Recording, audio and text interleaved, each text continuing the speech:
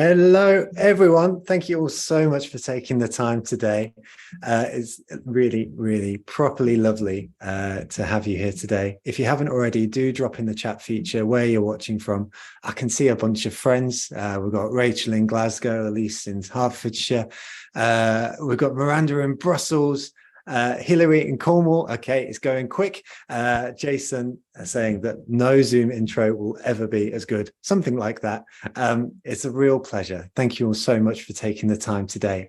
I'm going to get bang on with the introduction because there's a lot to say before we even get into today's session. So the first thing to say is please keep that chat feature going throughout the duration of today's session. It makes it such a wonderful two-way conversation between the community, April, Diane, and I, to make this feel like it's something where we're all doing this together rather than it's being something broadcast to you. So please do keep that chat feature going, and don't forget to switch your messages to everyone so everyone can see your messages. The option for that is found in your chat feature. Today is a first ever for the Marketing Meetup, because while we've done plenty of Q&As over the course of time, never have we done it with two hosts. So I'd love to introduce my co-host for today's event, who's Diane Weiridu. Diane is a messaging strategist, or a messaging expert, depending on what you prefer, and the founder of Lion Words. Diane helps SaaS and B2B businesses find message market fit. And simply put, she helps you make the value of your products easier to understand. Basically, I thought she'd be a really great fit to introduce today's session and be involved. You got Amy saying hello to you, Diane, and it's over to you to introduce April. Thank you, Joe. I'm excited to be here on the other side of the desk. So today we are joined by someone who almost doesn't need any introduction, but of course I'll introduce her anyway. April Dunford is a best-selling author of this wonderful book, obviously awesome, and the very soon to be released sales pitch, How to Craft a Story to Stand Out and Win, which will be released on October the 4th. She's a consultant and the world's leading expert on product positioning. Quite often, we get marketing speakers along and they can speak a good game, but there's sometimes little evidence in their trenches experience, but not with April. She spent 25 years working as a VP of marketing at a series of fast-growing tech companies. She's launched 16 different products to market. And as a consultant, she's worked with hundreds of companies, including some little-known players like Google, and also Redgate Software, who sponsor and have played a really important part in the Marketing Meetup story. So in this session, we're going to investigate the completely important first call pitch and how we can tighten your positioning so that pitch really sinks. The result is that you make the most out of your pipeline, which at the moment feels really important because the market is rough, it's hard. So, making the most of the customers you have in the pipeline rather than just seeking new ones feels really important. Before we get going, I just want to say a big thank you to this week's featured sponsor. This week it's Exclaimer. Exclaimer help you manage your email signatures across your business, which for me is an amazing thing that it's like a proper business. But when you think you could have even 50 people, even 30 people in a business, and how difficult it is to get their email signatures managed, it's a lovely, lovely little bit of tech that helps you manage it seamlessly, makes it super easy. And you could even incorporate advertising and marketing messages into your email signature. It's a really smart bit of tech, and I love that it just speaks to getting the little things right. So that's Exclaimer. Also, a big thanks to Braze, Impression, Cambridge Marketing College, Redgate, and Storyblock. We'll speak about those in more depth later on. Now, the vibes are wonderful in the chat today, so good. We've got Karen saying, so good to be here with the clapping emojis, Montserrat in Madrid, Carlos in Brighton. Honestly, it's such a pleasure. Please keep that chat feature going. And Diane, it's over to you. Wonderful. So welcome, April. It's wonderful to see you again. So great to be here. It's good to see you again, too. Yeah, I think we were talking before we kicked off this webinar. I think the last time we spoke was SaaS Talker conference last year, where you very kindly signed my copy of Obviously Awesome. So you can tell it's well used over here. So I thought we'd start off with some kind of positioning basics to kind of make sure that everyone is all on the same page. So you define positioning as how your product is a leader at delivering something that a well-defined set of customers cares about. So I love that definition. That's good. You could do this. Yeah. I'm good with messaging. I'll leave the positioning to you. Good. You got it. So So why is it important that we have this clearly defined positioning if we want to get the most out of our pipeline? Yeah. So positioning is often misunderstood. So people will often confuse messaging and positioning, or positioning and branding, or positioning and the things that come from positioning after we've got it nailed. Like, the thing about positioning is it's all about getting really tight and having a really succinct definition of who do we compete with? How are we different? What is the value we can deliver to customers that no one else can? Who exactly is a best fit customer for our stuff? And what is the market that we intend to win? We can't do anything good in marketing and sales until we have that really tightly tied down.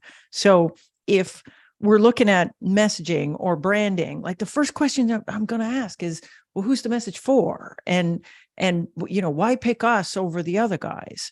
But what I see a lot in sales pitches, and part of the reason why I'm interested in this and wrote a book on this, is a lot of the companies that I work with, they spend all this time on messaging and positioning over on the marketing side. And then you walk over to sales and you see what's happening in sales, and sales is doing none of that. Like, sales is basically doing what I would call a product feature walkthrough. So, they're like, okay, we're in the product now, we're logging in, there's 7 drop-down menus, and I'm going to click on every single one and talk about every single feature underneath there. The problem with that is it doesn't reflect our positioning. Like, our positioning is all about what's the value we can deliver no one else can. And so when the prospect gets to sales and sales is just talking about features, it's not really answering the question, like, why pick us over the other folks you might be looking at? So that's why I think positioning is really important. We got to nail it for messaging and the things we're doing on the marketing side, but we also got to nail it so that we can do a better job of talking to customers once they reach sales. Yeah, I mean, it makes a lot of sense. And I see this kind of in the work that I do too.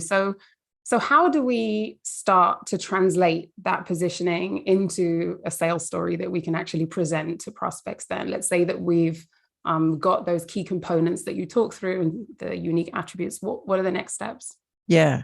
So the first thing we have to understand is, like, we really need to look at this from a customer's point of view. So let's say I'm a prospect. I come in, like, what do I actually want in a sales pitch? And I think this is a good question to think about. So if you look at the research on this, there's 2 things that I think are really important to understand. The first one is that the data tells us that in B2B, 40 to 60% of B2B sales purchase processes end in no decision. So what that means is the customer decided, hey, we need to go buy something, like a new accounting software or something. And they went out and they looked at all the options and they're like, no, we're not going to buy anything. Now, when you scratch at that data, you would think that that means that they looked at all the options and they decided that the thing they're doing now is better. But it turns out that's not true. In the majority of the cases, they cannot figure out how to confidently make a decision, and therefore they make none. So that's the first thing. Customers are overwhelmed. Too many features, too many options, too many other alternatives. And the person in charge of making a choice, there's stakes involved. Like, if they make a bad choice, bad things happen. Like, they might look dumb in front of their boss. Everybody in the department, if they don't like this new tool, they're going to hate them. If the tool doesn't work, there's a potential they might get fired. So it's much easier for that person to go in, look at all the options, and then say, you know what? Let's just not make a decision now at all. The thing we got now, it works good enough. We'll just stay there. So that's the first thing to understand.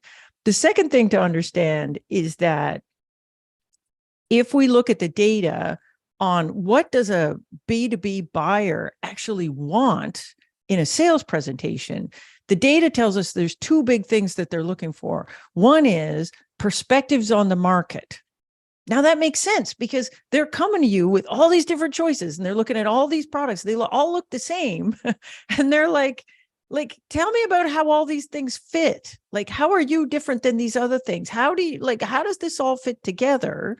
And then the second thing they want is they want help making choices, meaning they want to understand what are the trade-offs with different approaches. So And we're not giving them any of that in a product walkthrough where we're just showing the features. So if we think about it that way, a great sales pitch needs to do a bunch of extra things. Like, yes, obviously we want to show them the product, but before we get to showing the product, we actually want to paint a picture of the whole market and say, look, there's different approaches to this problem.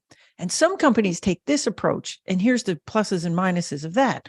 Other companies take this approach, and here's the pluses and minuses of that. And we've chosen to take this approach, and here's how it's different, and here's the value for you.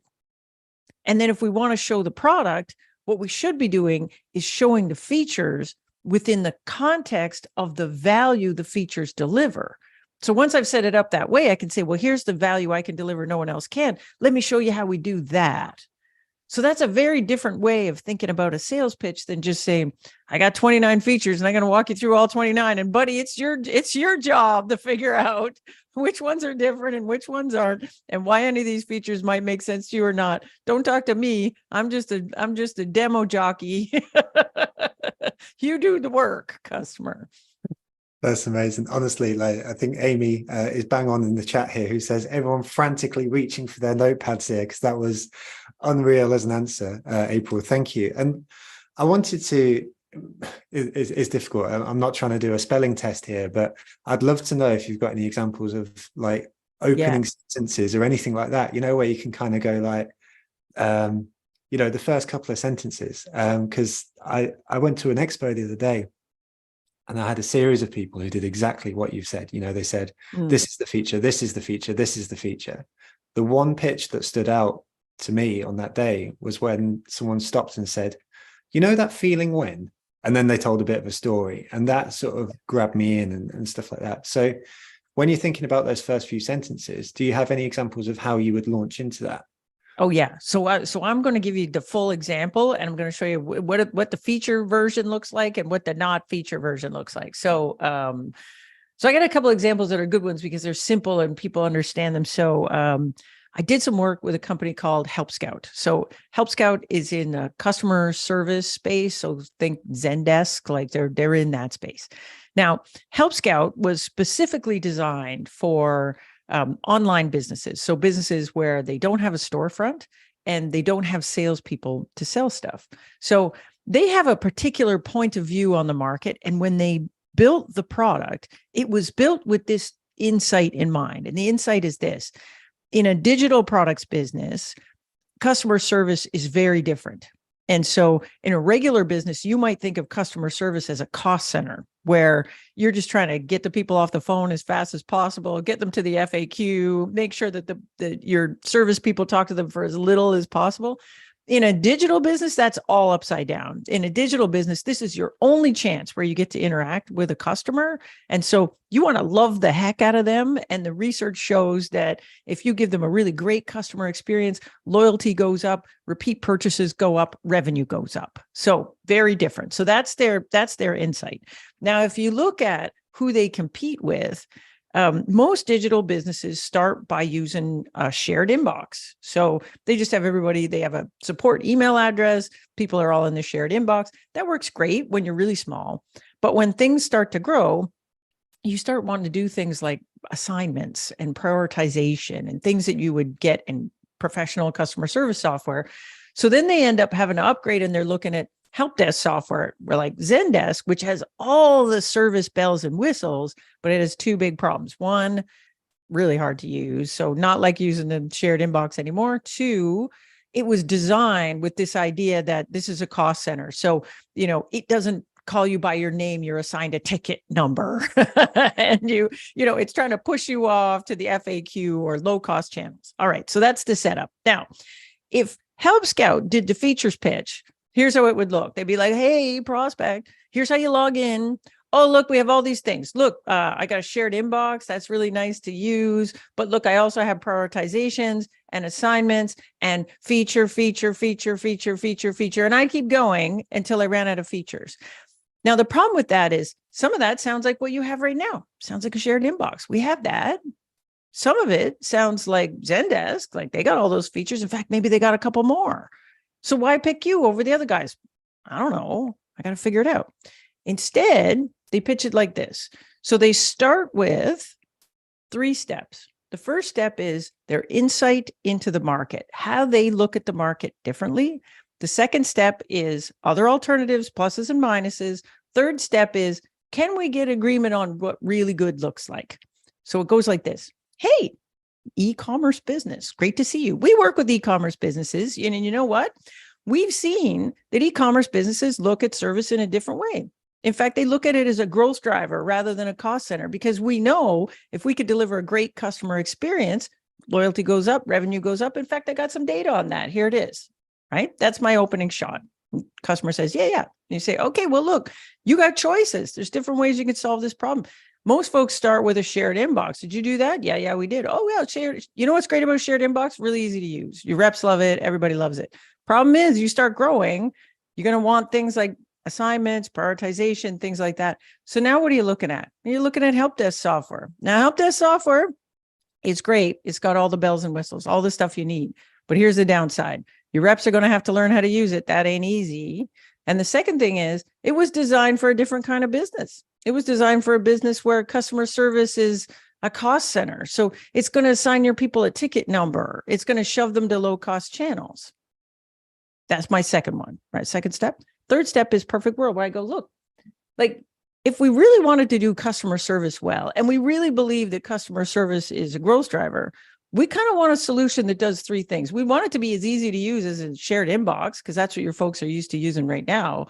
But I'd want it to have all the bells and whistles so you don't have to outgrow it and switch platforms. But then lastly, I'd want the thing to deliver an amazing customer experience, because that's what this game is all about. We want that, right? Now there's this little moment where I do that right thing, and you're either with me or you're not.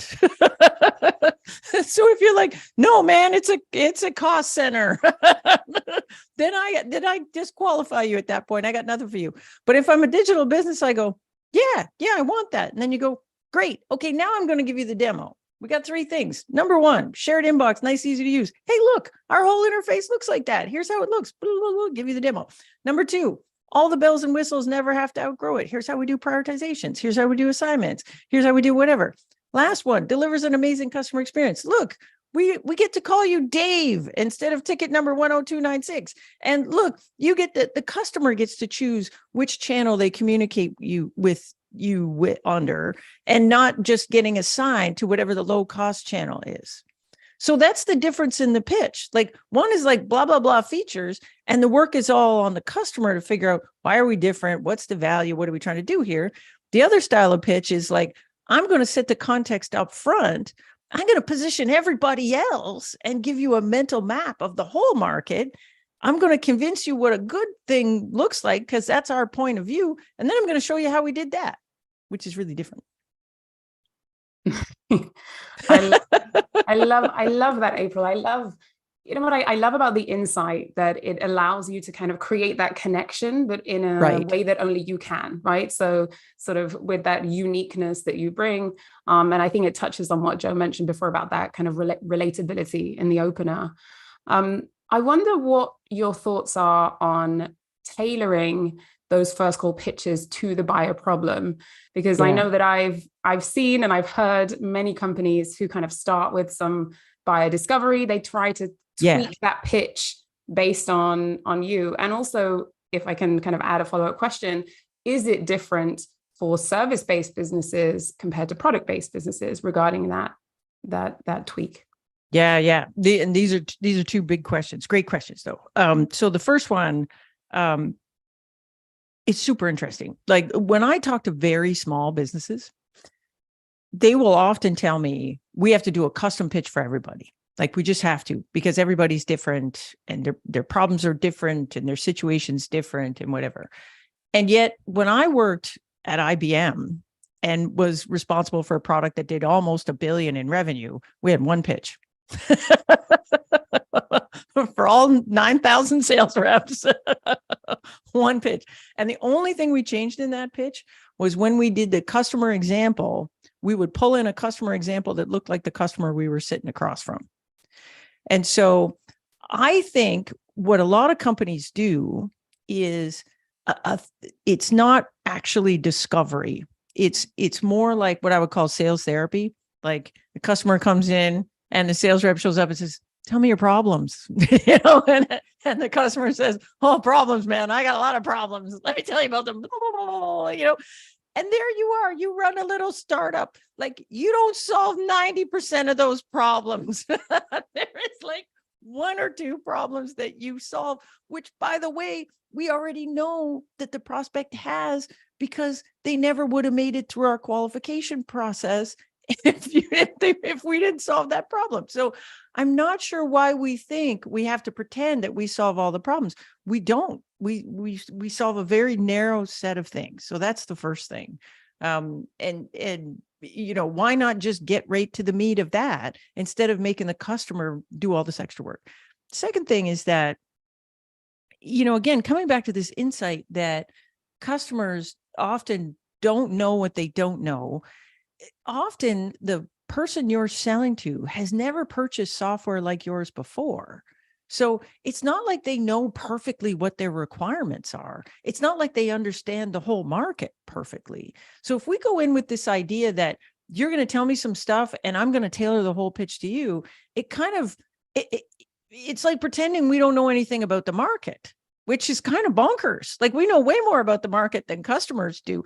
Customers are experts in pain.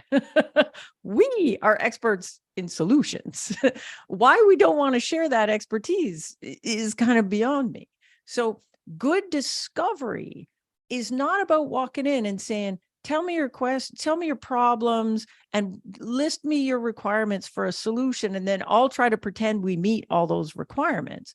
Good discovery is actually a two-way conversation where you're getting more information about the customer's specific situation. So when I'm in that section of the pitch where I'm saying, like, let's take the Help Scout example. So I say, the first thing I'm saying is, look, we look at it like this. It's a growth driver, not a cost center. Do you agree? Like, that's discovery. Like, do you even see that or do you not see that? And if you don't see that, can I convince you? Because if I can't, I actually have nothing to sell you. The next thing is, when I'm walking through the alternative solutions, that's discovery too, right? So I'm saying, a lot of folks start with a shared inbox. Do you have a shared inbox? Is that what you're using today? Are you using something else? Oh, that's interesting. Why did you decide to use that and not the shared inbox? Is there a requirement there that maybe is important that we need to think about? Have you looked at other things? Maybe you're looking at help desk software. What do you think about it so far? How do you feel like that's going to work for your team? Do you think that's going to be hard for your team to adopt? So do you see what I'm doing there? Part of what I'm doing is I'm educating you on the options and how they bucket. So they might say, oh, well, we're looking at this other company. They're called so-and-so. You're like, yeah, that's help desk software. It's just like all the other help desk software. It's going to assign you a ticket. It's going to do this thing. And so I'm doing discovery to figure out your exact situation, but I'm also teaching you a little bit about how all these solutions sort of fit into buckets. This is how we get over the no decision trap here, is helping the customer understand that they really understand all their choices in a way that they could go back and explain it to their boss and say, I picked this one for this reason, therefore I'm not going to get fired. So anyways, I think that's the first one. This discovery is done badly. And I think, unless I'm selling services software, I'm going to get to that one next, that doing a custom pitch for everybody, like, we don't do all the things. We just do one little thing. We should stop trying to pretend we do all the things. Now, let's say you're a services business. So let's say I'm a custom development shop. Now I can potentially do all the things.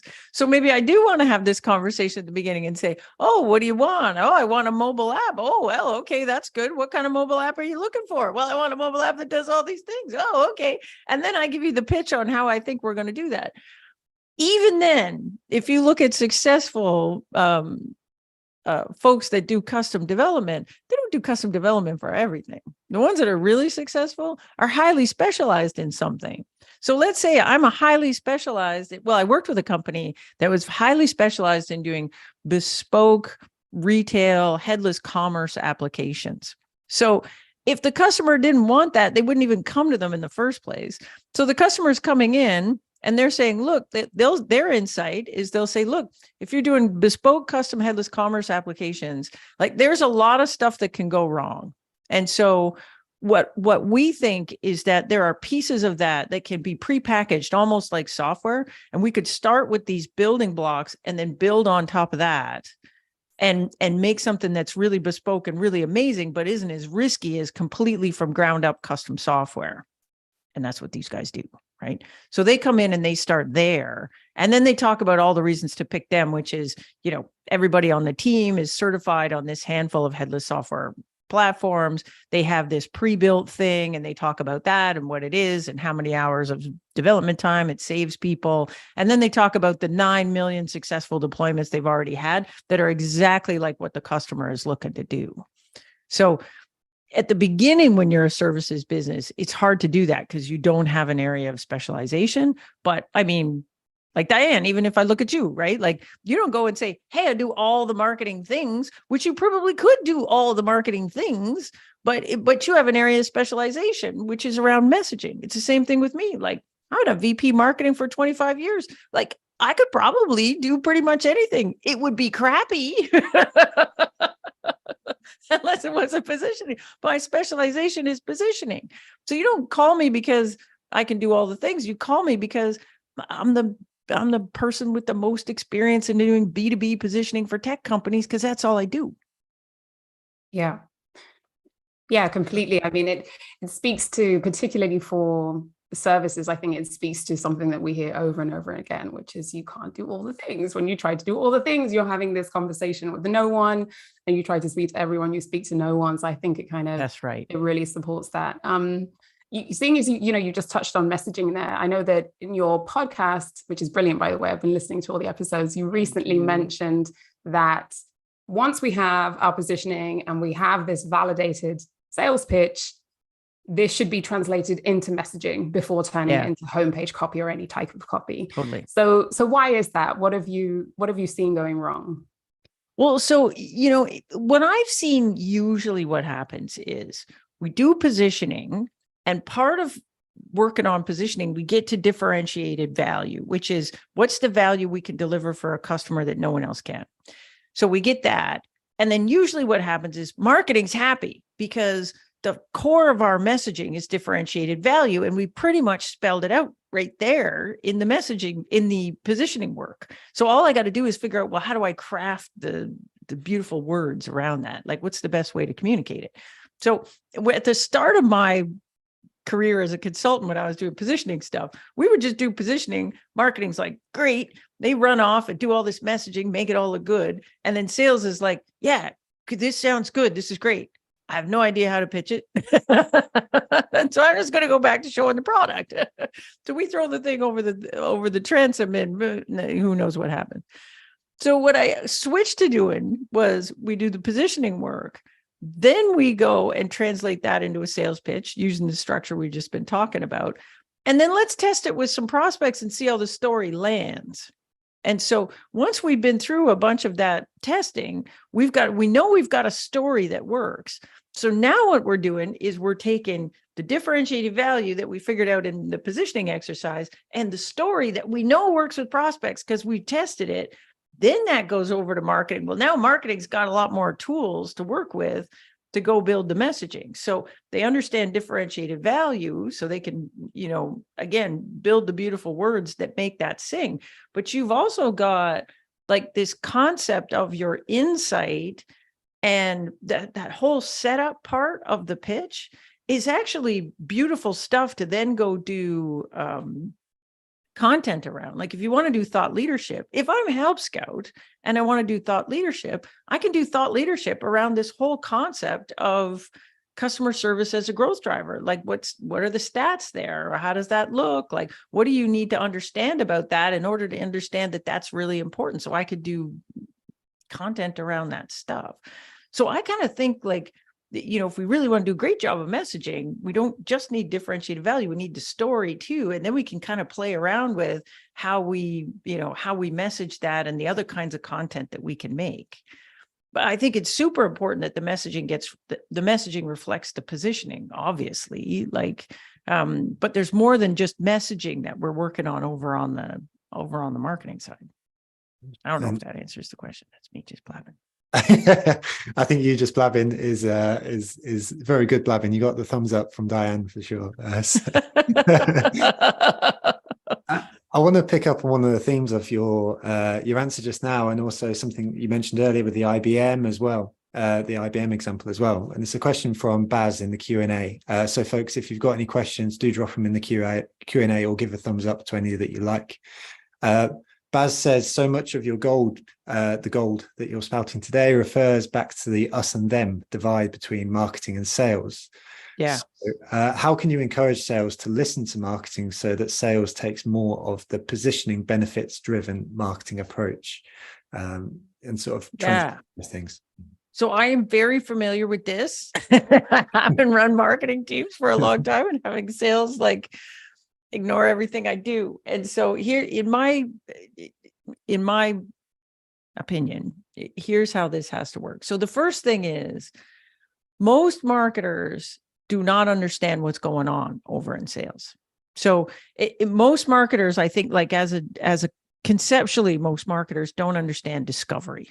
And so discovery is a really important thing that happens in a first call. And if you don't understand that, you don't even understand what those guys are trying to do in a first call. And so the first thing is, I think if you want sales to take you seriously, you better understand what they're doing over there.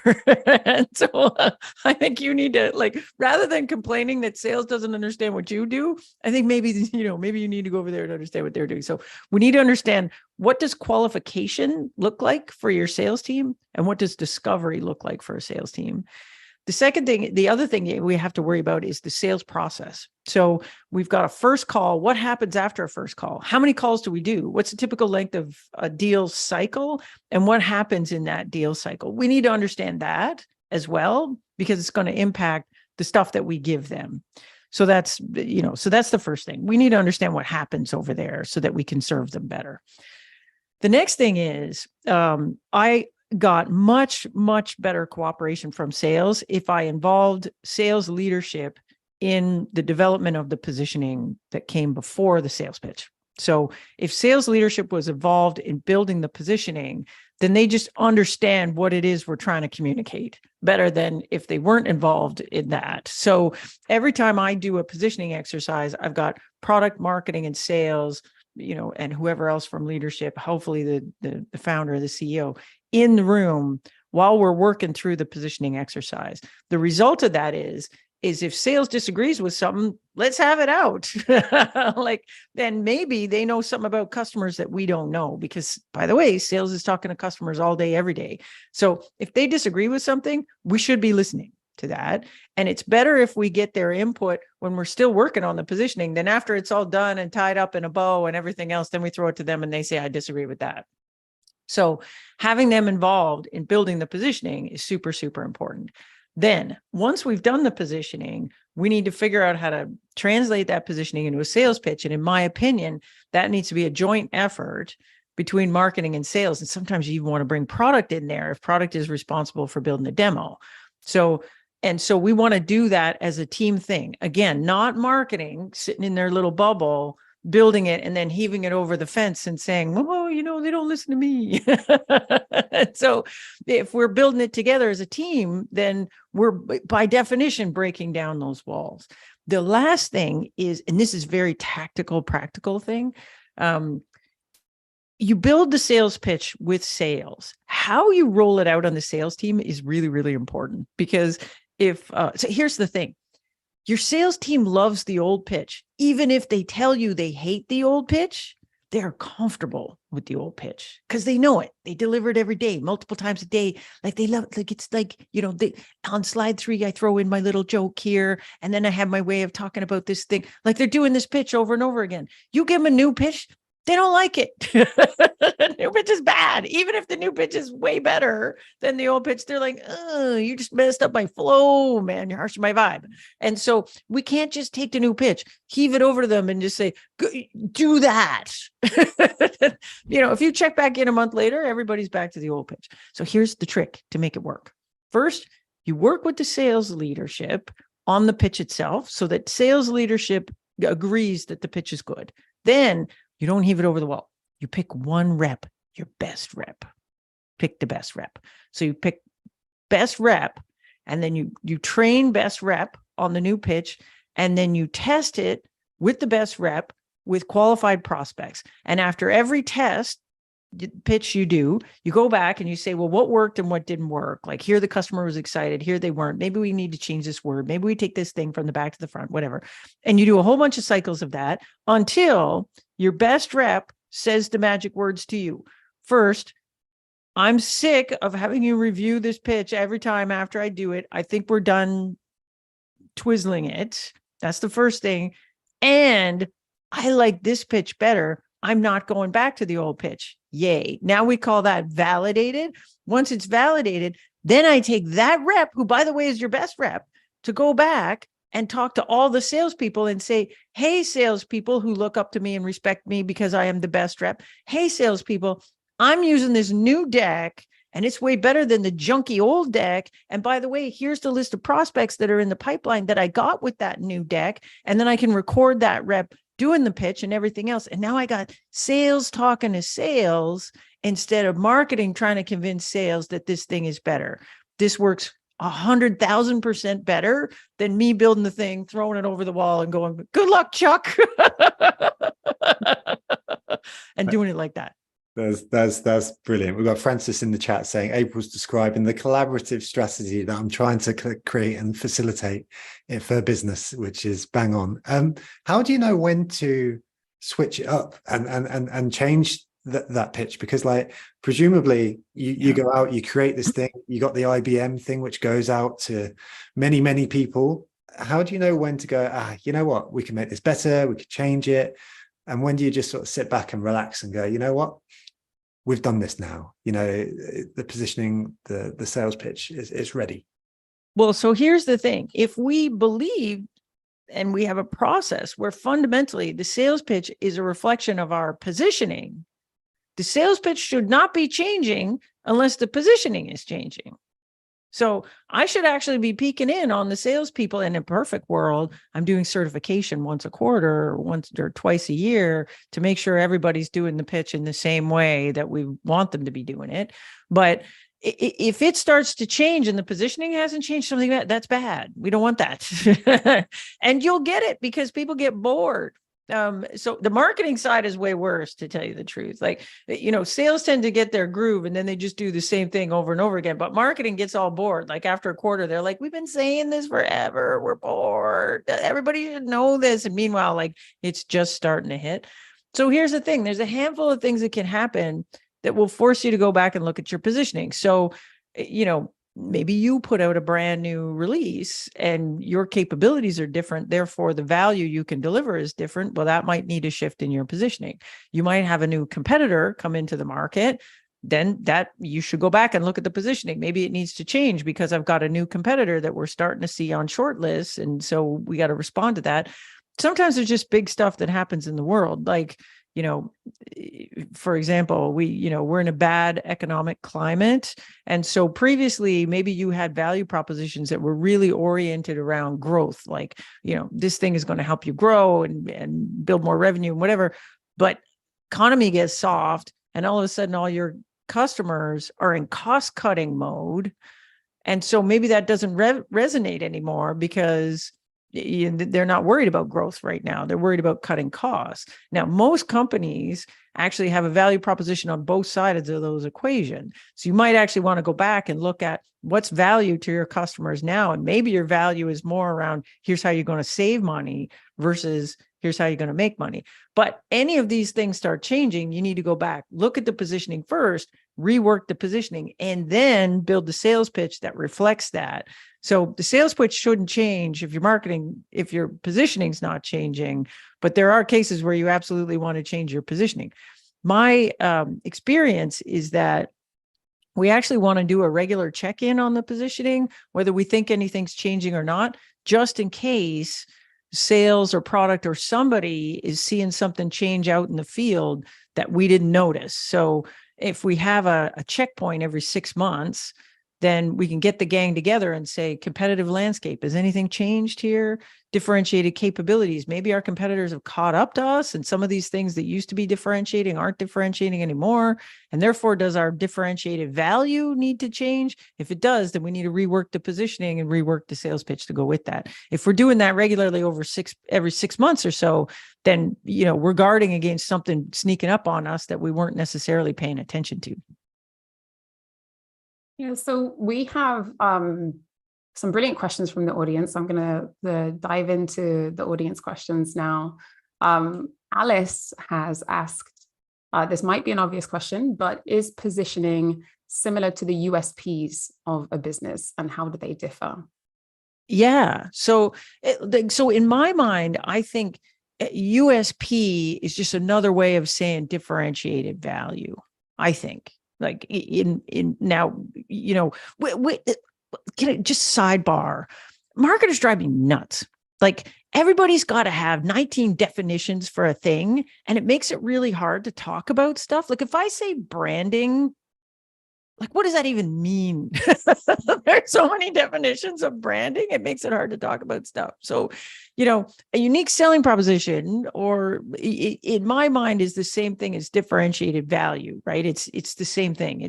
It's what is the thing that I can deliver for customers that no one else can? So however we want to call it, that thing is actually super important. It's the core of our positioning and actually the core of our sales story as well. Perfect. Thank you so much. I don't know how new marketers do it, right? Like, new marketers must come in and just be like, I don't know what anyone's talking about. Because we have 19 definitions for everything. And it's like death by acronym, right? It must it must be just the worst. And then we can't leave well enough alone. Like, even when we have something that's perfectly fine, somebody's got to come along and give it a new name. And so every time there's like a new thing pops up, I'm like that crusty old lady that goes, yeah, ABM, that's target account selling, man. We've been doing that forever. I know we're doing it better now, but we have actually been doing that forever. Same thing with product-led growth. It's like, we've been doing free trials forever. We're doing it way better now, but trust me, it actually isn't all that new, but okay. I love it. It's so true. It's so true. But hey, we'll keep the marketing meetup going forever, because we will. That's right, because nobody understands what the heck is going on. So everybody needs education. We're all confused in a lovely way. I want to take the question from Amy, because I think it's a fabulous one, and it refers back to your 3-step sales process, or the 3 questions that you ask at the beginning. So Amy asks whether the 3-step process you spoke about applies to cold calls, or calls someone who has only interacted a little bit with your brand before, yes. Or is this the first call that's been agreed and set up, and they already know who you are? Right. So typically, and there's lots of variations on this. So lots of companies won't do it this way, but typically, if you have a direct sales organization, what you have is marketing is doing some kind of marketing that is giving customers the opportunity to, fill out a form or attend an event or put their hand up in some way. If it's product-led growth, maybe it's signing up for the free version or doing certain things inside the product, but the customer is doing something that indicates that maybe they would benefit from a conversation with sales. And so most companies will then have an inside sales rep reach out to them and attempt to qualify them. And that qualification is usually some form of, do you have a problem that we can solve? So they call that do you ever hear BANT qualification? It's budget, authority, need, timing. Most folks are doing some combination of that. So the N is need. And so, do they have a problem that we can solve? So are they a good fit for our stuff? Do they meet our criteria that would make us think that, yeah, they probably have enough budget to spend on our stuff, so they're a good fit for us on the pricing side? Is this the right person, or do I actually have to talk to somebody else in the organization to get a deal done? And, does it look like they're in a purchase process yet or not? And so that call where the inside rep is reaching out and trying to get a customer to talk to them, you're not usually doing this full sales pitch in that call, because usually this is not a call you had set up in advance. You're kind of interrupting them. You're showing up and going, hey, maybe you want to talk to us about some stuff.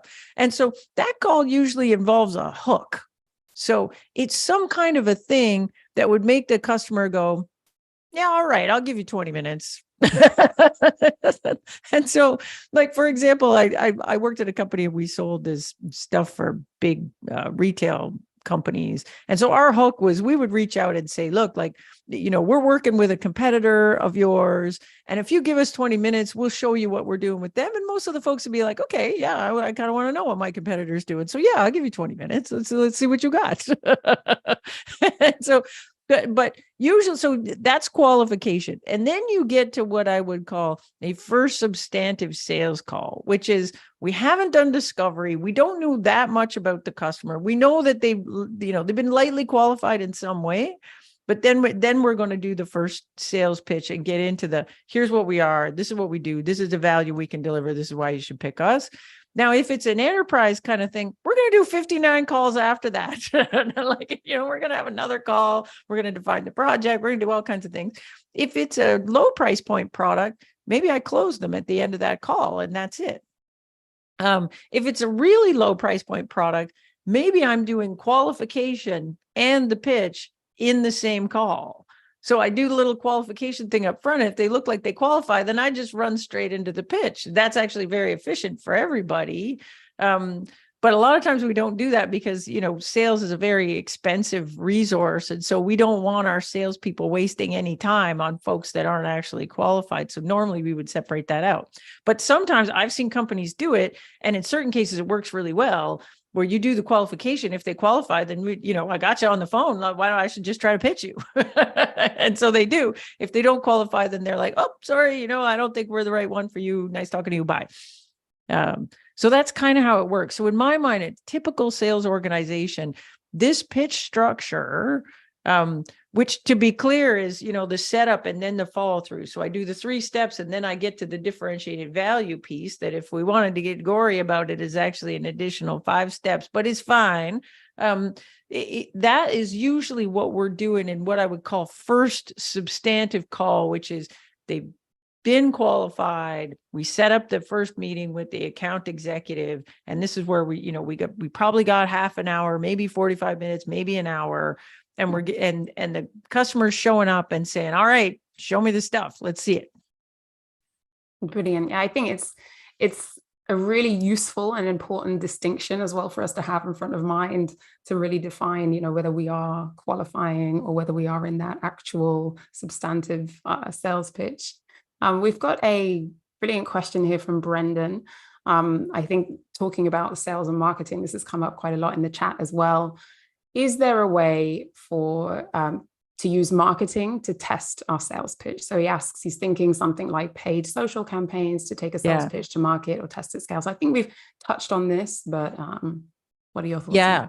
So when I started out, that's what I wanted to do because I'm the head of marketing. So I have control over that. So it would be way easier if I could just test it without having to involve the sales guys who don't actually cooperate with me all that well.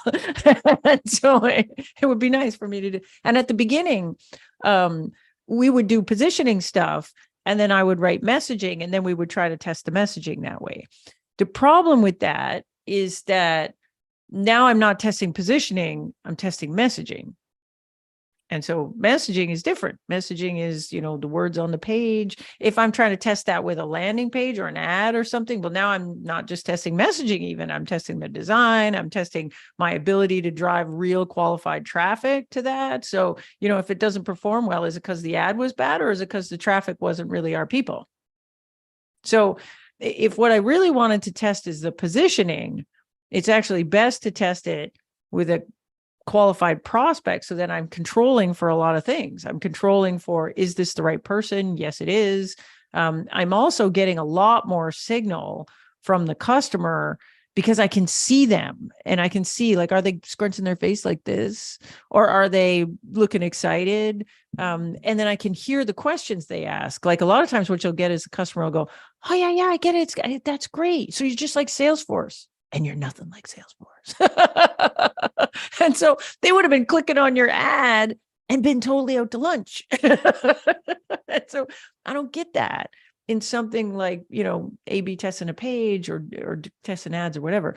So testing it live with prospects is actually, in my opinion, the best way to test positioning. And I'm also testing the sales pitch while I'm at it.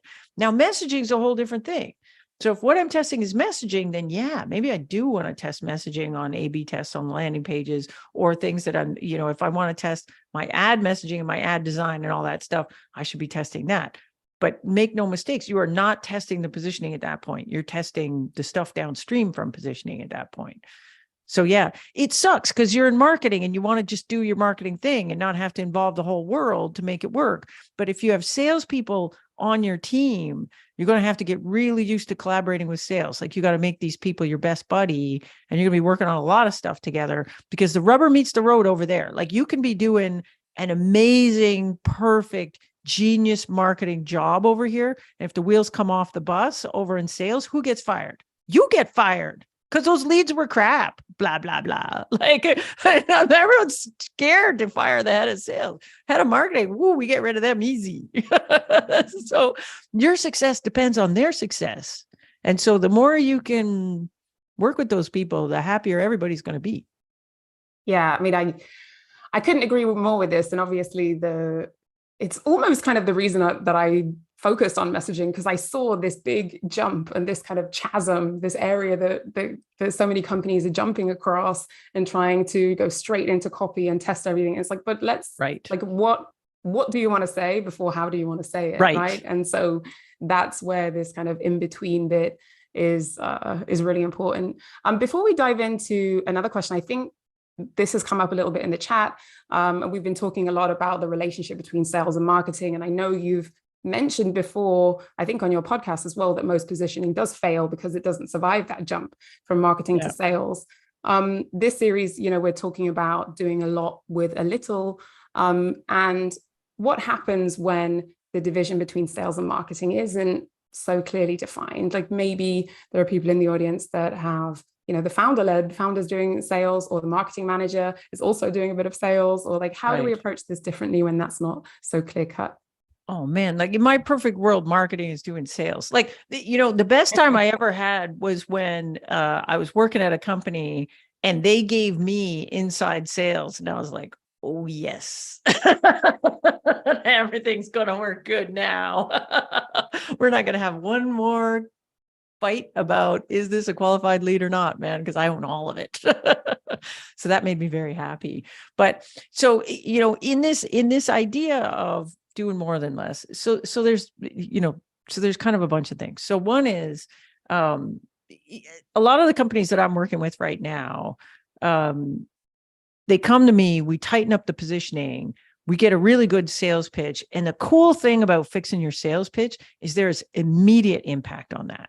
Like, it might take you a while to get the messaging perfect and test it and get it rolled out across all the way and get campaigns running, and then have those campaigns filter leads all the way down to sales and whatever. But if you got pipeline right now, and you can do a way better job of pitching everybody that comes through that pipeline, that is immediate impact on revenue.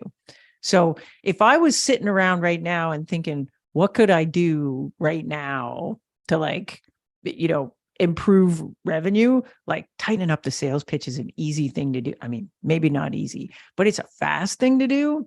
And if you can do that successfully, immediate impact, it's cool. So there's that. If you've got this thing where, like, oh man, founder-led sale, that's a whole different kettle of fish. So, I mean, it's one thing for like you and the salespeople to all get along. It's like the founder's a whole different thing. Like it's very hard to influence the founder, especially if the founder's got a pitch that they love. You're not changing it, like, is my experience. Like, you're better to just get on board with that pitch and make your marketing match it. so that you're not constantly having a fight. And then if it's not working, it's going to show up in revenue. And then, the founder is going to come to you, and then we're going to have the hard conversation about it. But I don't think it's in my experience, I have never successfully influenced a founder around pitch structure directly. Like, I've done it indirectly, where I'm just pointing stuff out in the pitches. Like, hey, do you ever notice that everybody always compares us to Salesforce, but we don't actually compete in that market? Do you ever notice that? All right. So, do you ever notice you get to the end and you're always getting this question, why would I pay for this? Doesn't seem like they understand our value. But they're going to have to come to their own conclusions. I can't come in and tell the founder his baby's ugly. Like, it's just not going to work. And so if you're in that situation, you have two choices. Like, one is maybe the founder's right. Like, founder built the product, had the product, like, she's the one been selling it forever. Like, maybe she's right. And maybe you need to get your head around whatever magic is happening in those sales calls. Like, I'd be trying to listen to those sales calls and find out, like, is this good? And if it looks like it's good because it's driving revenue, well, then maybe I need to get on board with that with my marketing. Or I sit on those sales calls and it's a disaster and we're not selling anything and everything's a disaster and I'm still being asked to drive a whole bunch of pipeline and whatever. Then my friend, the thing to do there is to use your feet and get out. Because there's no fixing that one, in my opinion. No, and sometimes that's just the best advice. So thank you so much. You mentioned in that answer there was a moment there where you said about smaller businesses being able to just really tighten the positioning, like, really incredibly quickly, and that's a great way to squeeze what you can out the pipeline, for want of a turn of phrase. Acknowledging that there's sort of a minute or two left, if you were to spend an hour or two doing one or two specific actions to tighten positioning or indeed the sales pitch, where would you start? Acknowledging that's a very general question to ask as we finish out. Yeah. So there's a couple of things. So the first thing is I would back up and look at the positioning. So I'm looking in the chat and somebody's like, I showed our founder, Andy Raskin's best sales deck ever on article. He was 100% would recommend it. Like, that pitch structure, it's really interesting. And I think, it's better than no pitch structure. But what I don't like about it is there is no connection to positioning in it at all.